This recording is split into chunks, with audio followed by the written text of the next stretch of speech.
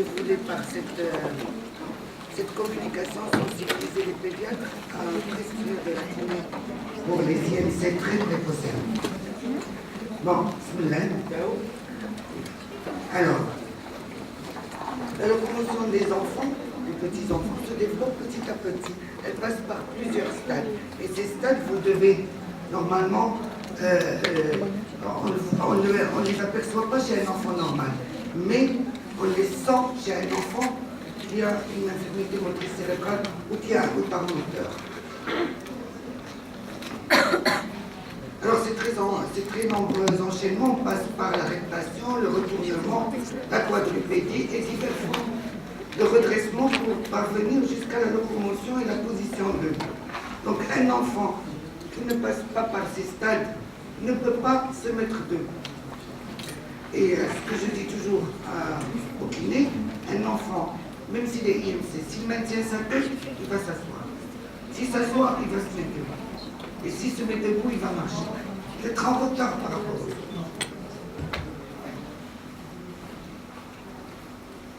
Alors, les variations individuelles relatives au développement psychomoteur peuvent s'expliquer par l'existence de nombreux paramètres dont les plus évidents, sans être les seuls, paraissent être les suivants. Dans la communication précédente, le docteur qui a parlé de l'évolution de l'enfant, de son retard de parole et de sa dyslexie, il a justement parlé de la qualité de la potentialité cérébromotrice, donc de la plasticité cérébrale, de l'évolution plus ou moins rapide de la maturation du système nerveux. Certains enfants, leur cerveau se développe plus rapidement, il est plus mature rapidement que d'autres. La qualité du développement cognitif et affectif, très très important, l'affection qu'on donne aux enfants. Et le savoir qu'on leur transmet leur permet d'évoluer plus rapidement qu'un enfant qui reste tout seul dans son petit coin. La qualité des informations extéroceptives et proprioceptives qu'il reçoit. Donc, il va recevoir, je ne sais pas, on va lui parler, lui dire des petits mots gentils, des petits mots d'amour, il va les recevoir, il va les ressentir. Ça va se transmettre dans tout son corps et on le voit, les enfants.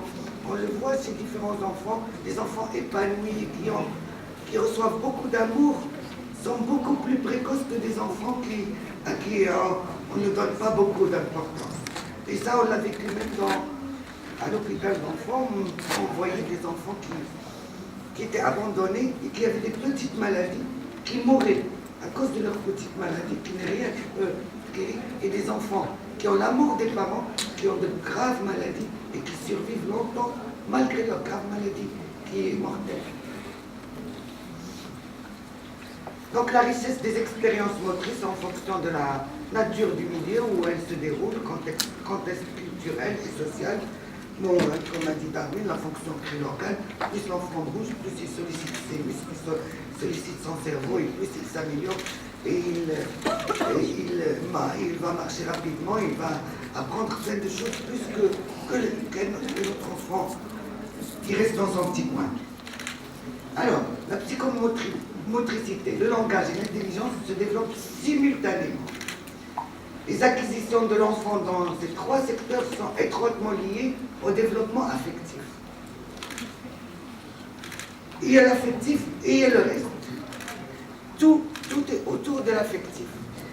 Quand on donne de l'affection à un enfant, il s'améliore automatiquement parce qu'il sent qu'il a de l'amour et il tient à la vie parce qu'il y a quelqu'un derrière lui. L'importance de l'affectivité sur le développement moteur a été bien mise en évidence dans les carences affectives précoces. Les interactions sont donc étroites entre le psychisme et la motricité. Je ne sais pas si vous arrivez de recevoir des enfants IMC. Les enfants IMC batracites, qui sont en attitude batracite, c'est des enfants qu'on laisse dans un petit coin. On les amène juste à la rééducation, on les ramène, on les met dans leur... Ils prennent une attitude de petit oiseau déplumé. Par contre, un enfant, même s'il est grave à terre, tétraplégique, que les parents sont autour de lui, l'aiment et tout, il est allongé, épanoui, il fait des sourires, il ne pleure pas, il ne grogne pas. Donc l'affectif est étroitement lié à la motricité, à l'évolution motrice de l'enfant. Et en général, l'enfant, tout enfant normal ou pas ou malade, l'affectif lui donne beaucoup, lui fait pousser des ailes. Au départ, pour la motricité du bébé, au départ, la motricité est globale, donc les décharges sont généralisées à tout le corps. Ils bougent tout son corps. Ils sont aléatoires. Ils bougent tout. Et c'est pas précis. Et l'activité motrice s'affine pour devenir de plus en plus fine, plus élaborée et plus localisée. Donc, ça va vers l'appréhension et ça va jusqu'à la position de. Le bébé passe d'une motricité involontaire incoordonnée à une motricité volontaire. Je parle de ça parce que c'est important de connaître toutes ces étapes, de connaître ça et de connaître toutes les étapes de l'évolution motrice pour pouvoir prendre en charge précocement un enfant aîné. Alors, un nouveau-né en état d'éveil sait faire plein de choses.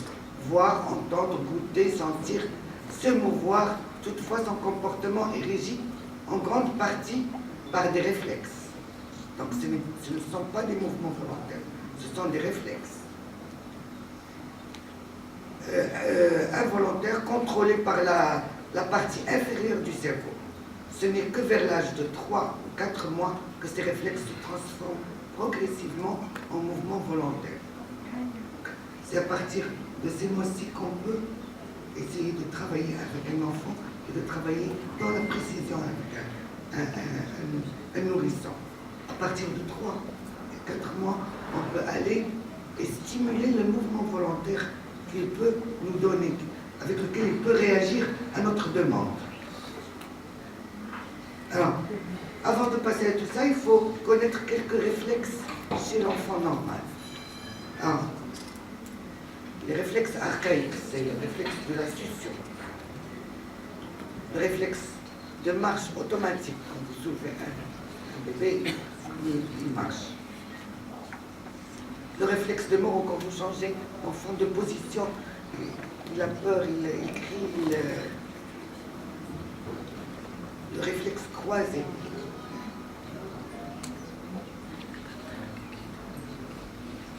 Et tout ça, le pédiatre le fait avant que l'enfant n'arrive chez vous.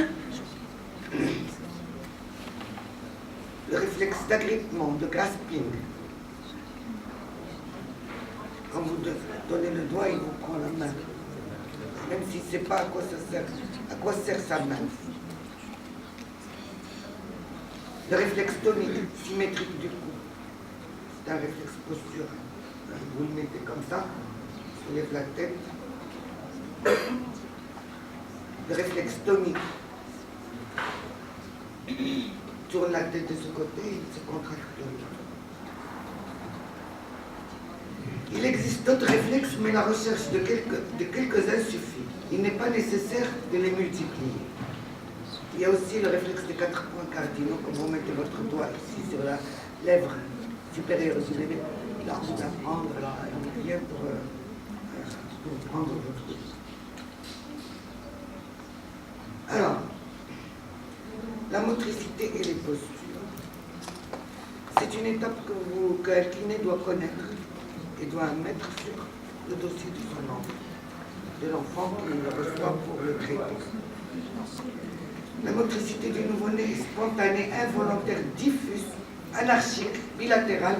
C'est l'état d'hypertonie des membres et d'hypotonie de la tête et du tronc qui prédomine à la naissance. Donc, un bébé, quand il vient chez vous, là, sa tête est ballante. À la naissance, il ne maintient pas sa tête. À la naissance, la tête est ballante, il ne la maintient. C'est quoi le développement postural normal? Il est progressif. À 4 mois, on a la tête au milieu et les mains peuvent être ramenées à la ligne médiane. En tiré assis, la tête est légèrement ballante, le dos est moins rond. Dès qu'on le relâche, l'enfant tombe en arrière et non sur les côtés. tirer l'enfant, dès que sa tête part en arrière, vous le relâchez. Donc,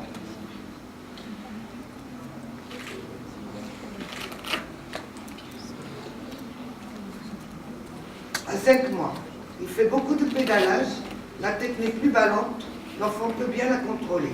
Donc à 5 mois, si l'enfant ne contrôle pas sa tête, il faut se poser la question. Même s'il n'a pas de diagnostic.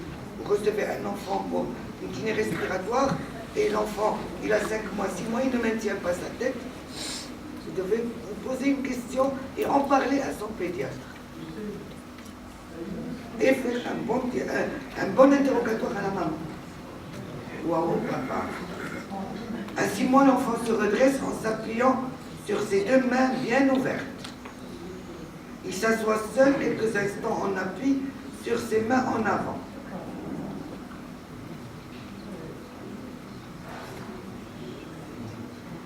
La tête, il la maintient. Ses mains en avant, il maintient sa tête. Donc, c'est vers entre 5 et 6 mois. Si vous le mettez comme ça, que ça tombe, là, vous vous posez des questions. À 7 mois, les retournements coordonnés ventre-dos sans chute. S'assoit seul, mais tendre en arrière lorsqu'il regarde en haut. Quand il fait comme ça, il s'assoit, mais dès qu'il regarde en arrière, il va tomber.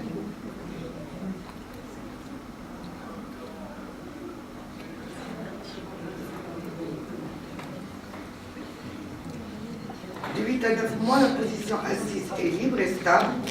Le bébé rampe en phoque et position quadrupédique croisée.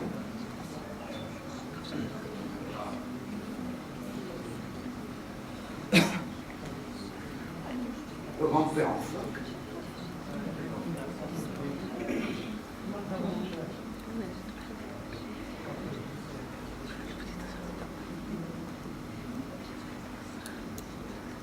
À 12 mois, des pas latéraux en appui sur les 2 mains. Il s'appuie sur ses 2 mains, il fait des pas latéraux.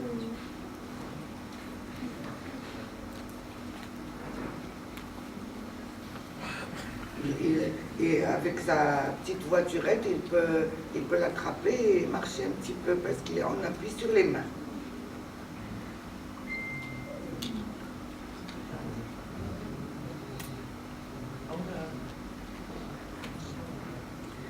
Toutes les positions qu'il peut faire pour se mettre debout.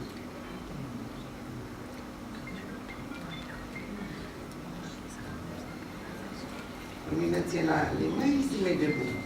Alors, entre 13 et 18 mois, l'enfant marche seul, monte et descend les escaliers, et il peut même, au-delà de 18 mois, il peut courir et monter et descendre les escaliers en cours. Donc, un enfant normal, c'est son cheminement dans la motricité.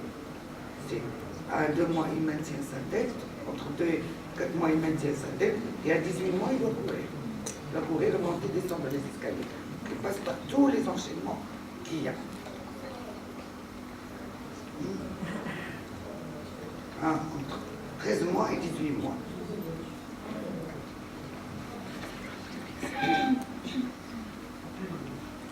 Vous l'appelez, il vient vers vous. Et là, c'est un petit bonhomme. Avec le micro, là, la tutu, mais il marche, il monte les escaliers, il descend. Voilà. Alors, les bébés ne se développent pas tous de la même façon. Donc, on peut avoir un enfant qui va marcher à 10 mois et un autre qui va marcher à 14 mois. Mais la tranche d'âge pour marcher et finir la marche, c'est 18 mois. Au-delà de 18 mois, il faut s'inquiéter.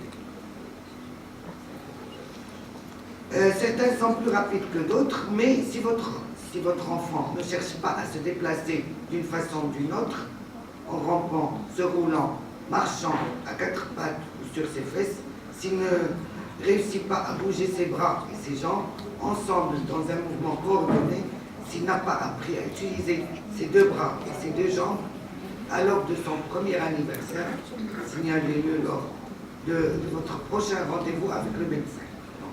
Ça, c'est le langage que vous devez tenir aux parents des patients qui viennent chez vous, qui viennent pour autre chose que la rééducation, qui viennent vous dire, écoutez, mon enfant, il est flasque, il ne fait rien, et je viens vous voir parce qu'on m'a dit que la clinique peut lui faire du bien.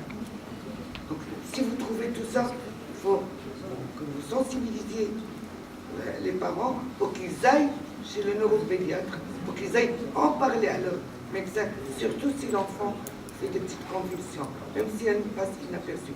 Des fois, ils arrivent chez nous, l'enfant fait des convulsions et il n'a pas de pédiatre. Il faut à ce moment-là l'orienter vers son pédiatre, parce que dans ces cas-là, le traitement médical est beaucoup plus important que la rééducation. Il faut que vous sachiez que chaque convulsion faite entame le cerveau. Abîme le cerveau. Chaque convulsion, elle se surajoute. Et plus il y a de convulsions, moins l'enfant va sa motricité ne va pas se développer, même son psychique ne va pas se développer. Donc il faut être très vigilant. Très souvent, on reçoit les IMC pour kiné respiratoire, pas pour rééducation. Et quand ils viennent pour kiné respiratoire, parce qu'ils ont du mal à déglutir et ils avalent de travers, et on les envoie pour encombrement bronchique. Quand vous trouvez tout ça, il faut les renvoyer chez vous. Quand vous aspirez, que vous voyez que l'enfant est en train de faire une convulsion, vous arrêtez et vous dites à la maman, il faut le revoir votre médecin. Il faut qu'il ait son traitement régulièrement. C'est plus important pour lui que la kiné en fait. La kiné est très importante, mais le traitement l'est encore plus.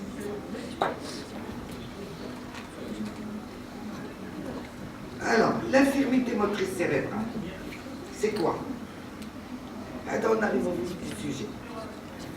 Elle résulte de lésions cérébrales précoces de la conception à 2 ans, selon Tardieu, non héréditaires, stabilisées, non évolutives, responsables de déficiences motrices, exclusives ou prédominantes.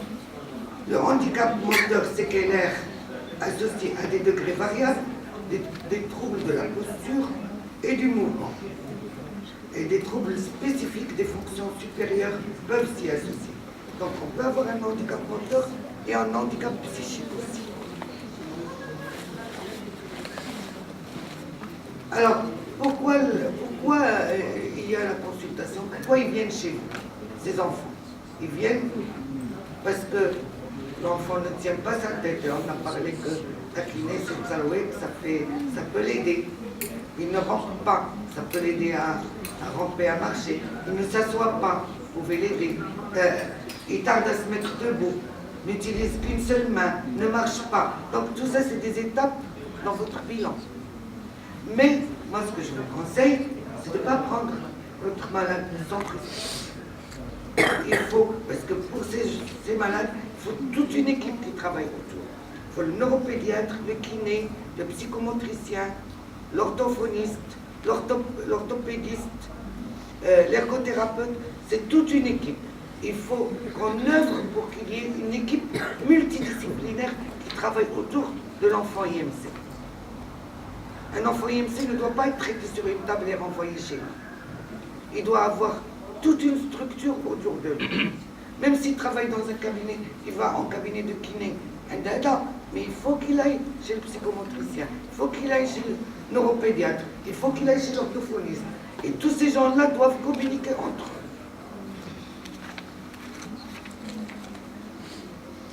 Alors, en quoi elle consiste la rééducation? Elle sera basée sur le guidage qui s'appelle NEN, qui va permettre de travailler l'autonomie de l'enfant avec objectif principal l'obtention du niveau le plus élevé d'évolution motrice et si possible l'acquisition de la marche. Alors, la fiche d'évaluation. Quand un patient vient chez vous, il faut que vous établissiez une fiche d'évaluation. Et cette fiche d'évaluation, elle va le suivre toute sa vie. Vous en ferez d'autres, mais c'est une fiche du premier contact. Qu'est-ce qu'elle dit, cette fiche? Avant de commencer toute rééducation, l'enfant IMC, il faudrait lui établir une fiche d'évaluation. Cette fiche d'évaluation permet au thérapeute de déterminer l'âge moteur de l'enfant, de fixer les objectifs à réaliser, de suivre l'évolution de l'enfant et de fixer de nouveaux objectifs une fois les précédents réalisés. C'est quoi l'âge moteur de l'enfant? Quand un enfant arrive chez vous, il est IMC, il a supposons 4 ans. Il ne maintient pas sa tête. Son âge réel, il est de quoi? Il est de 4 ans. Et son âge moteur, il ne maintient pas la tête. 4 Il est mois. 3 2 et 4 ans. Moins 4 mois. Donc son âge moteur, il est de 4 mois. Et votre objectif à vous, c'est de maintien de la tête. Le reste, vous allez le travailler pour éviter les rétractions musculaires, les attitudes vicieuses. Mais l'objectif principal, c'est le maintien de la tête. Un enfant qui ne maintiendra pas sa tête ne va pas s'asseoir. Il faut d'abord le maintien de la tête pour passer à autre chose. Et ça, c'est la fiche d'évaluation. Vous mettez le nom, prénom, le numéro de dossier, si vous avez le nom du médecin traitant, la date à laquelle vous avez reçu le patient, là, son âge réel, à la date où vous l'avez reçu, son âge moteur, les acquisitions motrices. Bon, il peut arriver, il rampe, donc il a acquis le maintien de la tête, la tête et la position assise. Le plan de traitement que vous allez faire avec l'objectif et l'observation. Alors quand il va arriver chez vous, une première fois, il ne maintient pas sa tête. Vous allez mettre la date, l'âge réel